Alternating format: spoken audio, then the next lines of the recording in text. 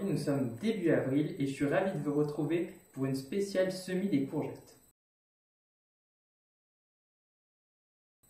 Donc, pour semer une courgette, vous pouvez remplir deux substrats, donc deux terreaux de semis ou deux substrats que vous avez fabriqués vous-même. Donc, il faut que ça soit bien léger, bien drainant, rappelez-vous.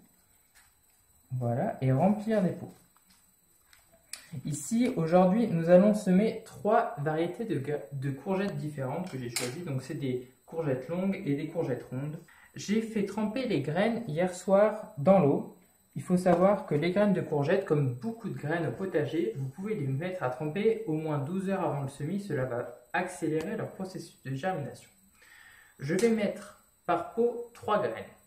Au bout d'une semaine, les graines vont commencer à germer et au bout de 2 autres semaines, je pourrai séparer les plants dans les pots. J'ai décidé de faire ça parce que si je mets une seule graine par pot et qu'elle ne pousse pas, ça va m'occuper un peu trop de place pour elle.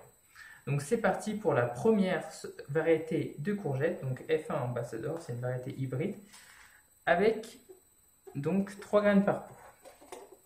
Donc on met la petite étiquette pour savoir, et donc on dispose au fond les graines à plat, qu'on recouvre d'au moins 1 cm de terre.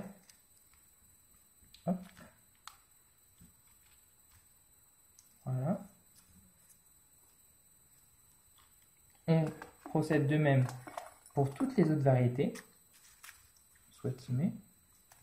Tac.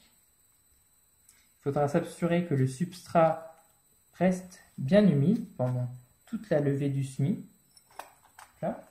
Ensuite, on procède au semis des courgettes rondes.